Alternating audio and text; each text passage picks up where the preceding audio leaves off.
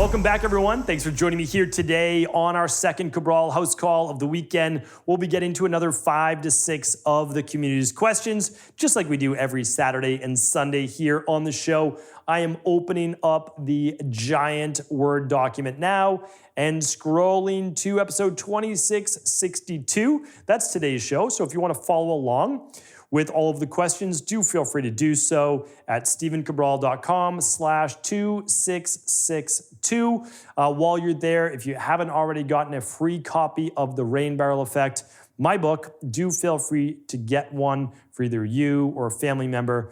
I pay for the book, you just pay for shipping, and we are happy to do that. We've been doing it now for quite some time, and love getting that information out to people that it might even be brand new for. So, all right, let's dive into the show. First question today, it's coming from Whitney. Whitney says, "Hi, Dr. Ball. My question is regarding my zinc to copper ratios. On the HTMA minerals and metals test, my zinc was wildly off the charts at 335, and copper was at 1.5. Zinc to copper ratio was 233. I double tested to be sure I got a good sample, and it's legit. I also then tested my blood serum levels, and they were in the normal range. Zinc at 87, copper at 103. Any idea what is going on and why I should take copper alone and avoid the zinc? I do have these white hairs coming in that are very coarse, which is strange for my genetics. I'm a 35-year-old female and brunette.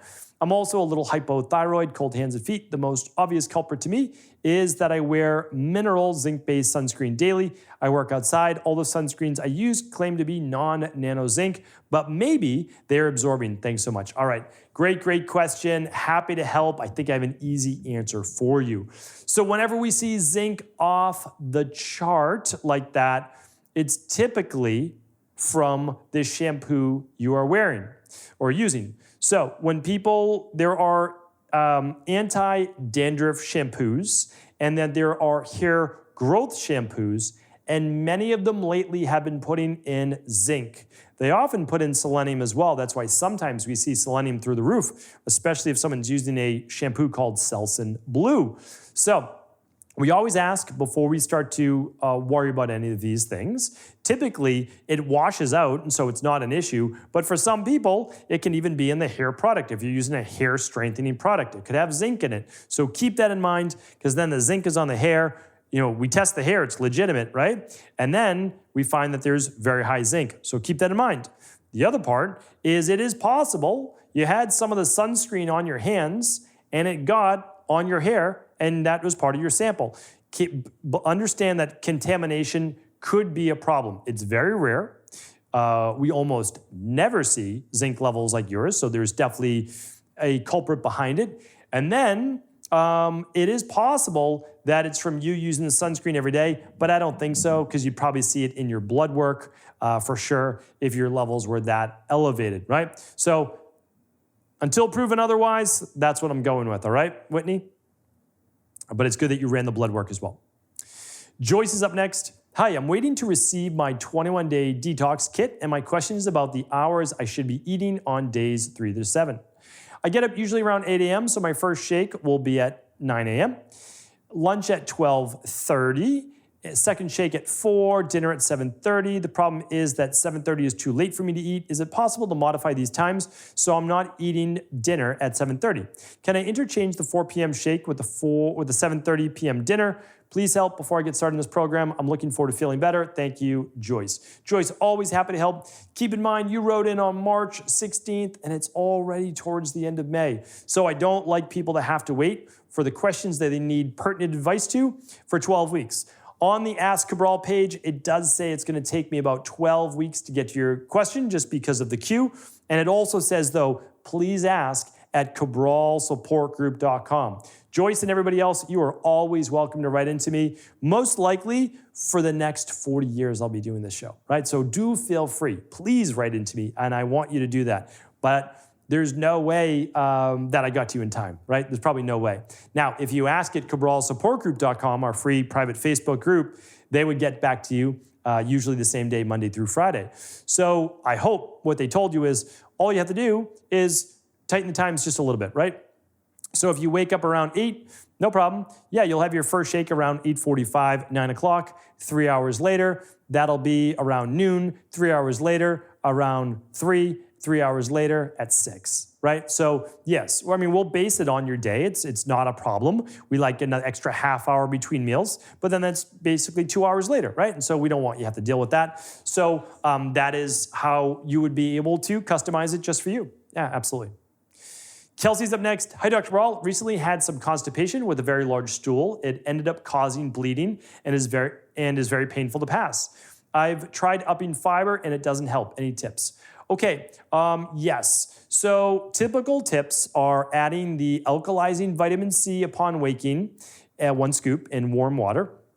And then it is the calming magnesium before bed. And then adding the advanced fiber support and or a teaspoon to a tablespoon of psyllium husk powder in your morning smoothie. Make sure you are drinking a smoothie in the morning. You want a lot of hydration. You want some fruit in your diet. You can add some of that psyllium or the advanced fiber support, and your alkalizing vitamin C basically is upon waking in warm water, and your calming magnesium is before bed. Again, not providing any medical advice, medical treatment plans, medical cures, or medical diagnosis. That's what we have people do in our practice, and it typically works fantastically well. So that's where I would start. Hopefully that is helpful. Jillian's up next. My question is regarding my almost 2.5, and sorry, just one thing I always have to say, and I know you've probably heard this a million times, just make sure you are drinking about half your body weight in ounces of water per day so that your stool is naturally a little bit softer and that you're not dehydrated where your body might be reabsorbing water from the colon, okay? And I've got podcasts on constipation too if you want to ask at cabralsupportgroup.com. Jillian says, my question is regarding my almost 2.5-year-old daughter. On and off since birth, she has slept with her mouth open. This has gotten worse to where she sleeps with it almost always open for about 6 months now. She snores, interrupts her sleep, and during the day seems to keep her mouth open while playing and running. Her voice is also a bit nasally. Despite this, she does not get sick often, but when she does, gets the cold. The extreme mucus seems to last a month or more. Her doctor recommends she take Zyrtec nightly to see if it's an allergy issue and also recommends us for a sleep study. The Zyrtec does seem to help with the night snoring and coughing. My question is, one, are the long-term effects of what are the long-term effects of taking Zyrtec regularly? And do you recommend removing tonsils, adenoids? What do you recommend for this? All right, so I've got lots of shows on tonsils and adenoids. I had mine removed, adenoids. I can't give you medical advice. I just want you to know that. My daughter's tonsils, especially my oldest daughter's tonsils, when she was about 5 years old, were massively swollen. She got an infection, cold.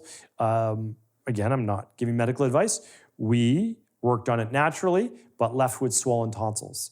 And if you go to stephencabral.com/children-protocol. Is it children or children's? I have to find that for you. stephencabral.com/ I think it's children-protocol. Yeah, children protocol. That's what we do for my daughters. And I put the tonsil protocol in there and everything. Not medical advice, not recommending it. It's what I did, just sharing that with you. Okay, so you have to keep in mind, I mean, adenoids and tonsils are meant to be in your body. They're lymph nodes, right? And so, but again, I will let you make the best decision for your daughter because as her parent, that is your decision. Okay, Zyrtec. No, I don't recommend, for me, again, not giving you medical advice, not going against your doctor. Please look up for yourself the side effects of Zyrtec, side effects of taking Zyrtec regularly. It can start to push the nervous system to a greater degree. To me, it's always about, okay, if you need to use that for now, you're using it now, but let's look for the underlying root cause. If she has allergies, all right, is it a food sensitivity? Because that's most likely. Like a lot of kids, myself included, were sensitive to dairy. They were sensitive to gluten or are sensitive to gluten. They're sensitive to eggs, like not all of them, but some. So you run, in an ideal world, you're running a food sensitivity test and the Candida metabolic and vitamins test. And the Candida metabolic and vitamins test. And you're looking for gut issues as well. So please do check those out at stephencabral.com/labs. You can work with us. You can work with an integrative health practitioner at integrativehealthpractitioner.org. There might be someone local to you, or you can work with a naturopathic doctor. But get to the bottom of it. And then if you feel it's right as your child gets older, You can also, you can do things so to make sure they don't sleep on their back as well. So part of that is, a adjustment with the neck as well. And you may want to help them sleep more on their side. Little things that you can do is tape a little, like a little tennis ball or something like that to the back when they go to roll over. They feel that during the night and they roll back to their side. The same thing with adults. We do that too for snoring.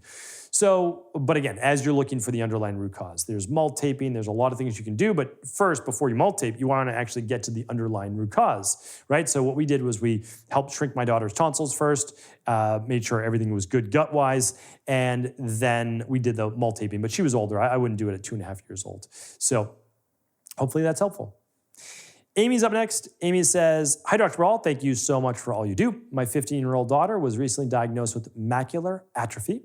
The doctors are suggesting that it is genetic and there is nothing that can be done to improve her condition.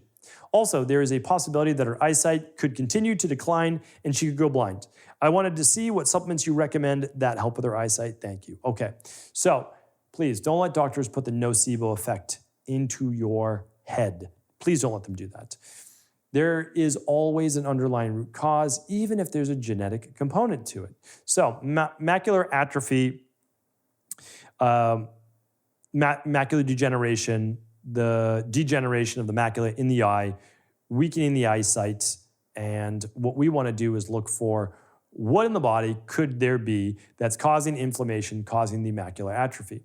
So the first and foremost, when I'm looking at 15-year-olds, I'm looking at a highly inflammatory diet. Of course, that's not going to cause it in most teenagers, right? Unless you're predisposed. But again, maybe predisposed. Okay. So then what are we looking at besides that? Might be looking at heavy metals. How do we know that she doesn't have higher levels of mercury or aluminum or some other heavy metal? Like, we just don't know, right? So my recommendation is to I want to save you money, but at the same time, I want to make sure that you get the results and you can show this to your daughter. All right, so first and foremost, I'm running the inflammation test. Then I'm running the food sensitivity test. And I'm running the minerals and metals test and the Candida metabolic and vitamins test for gut issues. So at that point, you might as well run the big five, honestly, and get the hormone levels as well, because it's basically free. Like, because the big five is like $2,100, but it's almost like $1,000 off if you do them all together. So that's what I would do. If you can only run 2 labs and you want the least expensive, do the minerals and metals test, looking for metals, and run the inflammation test. Because, and again, I'm not prescribing anything, not making medical advice, recommendations, diagnosis, etc. I would want to know those, and those are the least expensive. And then I would be using the daily eye and vision support at stephencabral.com/shop. It's an amazing product. I use it myself, and my eyes are good. I don't need glasses. I don't need anything like that, but I'm staring at a computer and I'm doing things like that. It's a very powerful antioxidant. It's incredible. And then I would use the daily omega-3 support, the liquid or 2 soft gels. So 1 teaspoon a day or 2 soft gels a day, daily omega-3 support. That's also at stephencabral.com/shop. And if possible, use the whole daily foundational protocol, or at least the daily nutritional support, so that she's getting all the detox cofactors, the vitamin E, the vitamin C. Like, you need all of those. It's not just about a one-off product. Daily Vision is amazing. Daily omega-3 is amazing, but you really want that daily nutritional support or daily activated multivitamin. All right, Amy? Hopefully that's helpful. And then let's find out what those labs say. And run the labs before you start taking the nutritional supplements. And of course, we want a clean diet. I know, but you can find out all about that also inside of the Rain Barrel Effect, and maybe your daughter will read the Rain Barrel Effect. Alan is up. Our last question of the day. I have a problem that I constantly eat preventatively, so I never feel hungry because I'm afraid of painful hunger pains. As a child, there was little food at home, and I received New York City public school free lunch, which has small portions or not edible, leaving me hungry. First, I would like the ability to eat only every 3 hours, and then second, do others have the issue? Alan, yeah, totally. I get it. I understand. And it is amazing how childhood trauma affects us well into adulthood, and that's the truth. So there's so many great books on this. There really are. I would love you to look into my interview with Dr. Nicole LaPera. You can find it at stephencabral.com/podcast. About 4 years ago, I used to do interviews once a week, and you can find that one there. She also has books published as well. She's great. There's also so many books on healing childhood trauma or healing the inner child. Please look up books on that. Whatever one speaks to you is often a great one to go to. I've got a bunch on my floor here that I'm going to be recommending to people as well. I've recommended many in the past as well, but just look at healing your inner child. So please do look at that.